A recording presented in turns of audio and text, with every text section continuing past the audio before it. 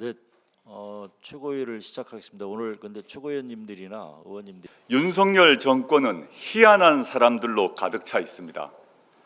윤석열 검사는 박근혜 대통령을 뇌물죄로 잡아 넣었습니다. 그런데 그 윤석열 대통령이 노동부 장관 후보로 지명한 인사는 박근혜는 뇌물을 안 받았다라고 강변합니다. 원칙도 기준도 없는 대동단결입니까? 그 후보자는 경술 국치 이후 한국인은 일본인이었다고 합니다. 이런 인사가 정상입니까? 온 나라가 딥페이크 사태로 들끓고 있습니다. 주무부서여야 할 여성가족부 장관 자리는 반년째 비어 있습니다. 여성가족부 장관 후보자들은 모두 제 부처를 없애겠다고만 했습니다. 대통령이 자해 자폭을 할 장관을 부처에 보낸 것입니다. 이게 정상입니까? 의료 체계가 무너져 갑니다. 환자는 길거리를 전전합니다. 지친 간호사들은 파업을 할 참입니다. 그런데 복지부 장관과 교육부 장관은 용산 눈치나 보고 있습니다.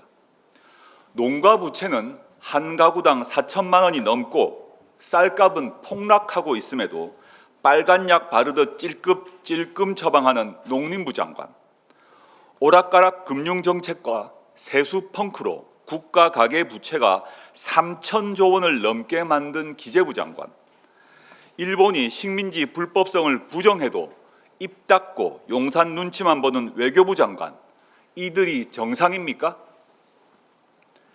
제가 법을 만들어야 하느냐 라면서 대통령 배우자를 감싸는 법무부 장관, 가히 김건희 씨 개인 변호인 같습니다. 살아있는 권력 수사는 포기한 지 오래입니다.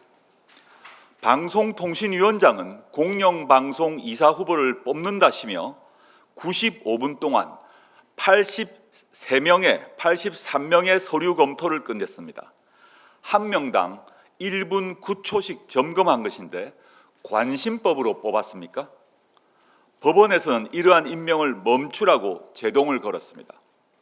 오죽하면 1919년 임시정부 수립이라는 당연한 사실을 인정한 문화체육관광부 장관이 야당의 칭찬을 받겠습니까? 넉 달 전에 사퇴하겠다는 국무총리, 작년에는 간호법 제정안에 대해 대통령 거부권을 건의하더니 이제는 이름만 살짝 바꾼 간호사법을 통과시켜 달라고 합니다. 군사정권도 일이 잘못되면 민심의 눈치를 봤습니다.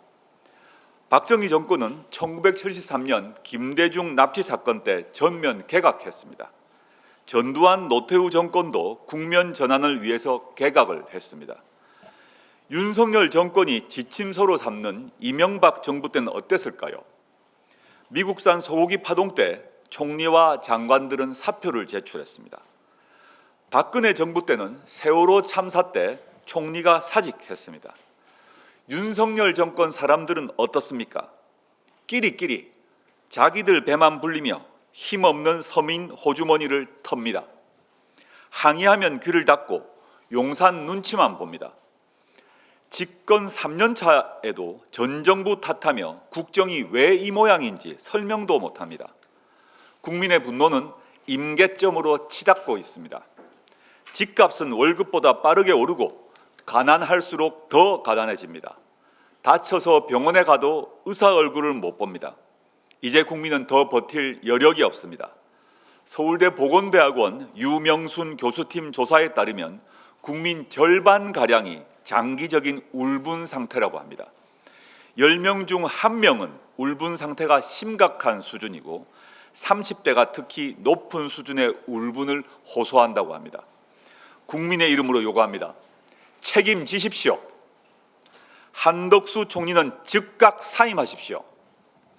윤석열 정부 내각은 당장 총사퇴하십시오. 대통령실도 모두 사표를 내십시오. 검찰 출신이 아닌 사람으로, 친일 매국이 아닌 사람으로 교체하십시오. 정부에 들어가겠다는 사람이 정 없으면 부처 차관과 차관 보드를 장관으로 임명해서 통상적인 일만 하라고 하십시오. 나라를 더 이상 망치지 말고 나라의 기본 틀만이라도 보존해서 다음 정권에 넘기길 바랍니다.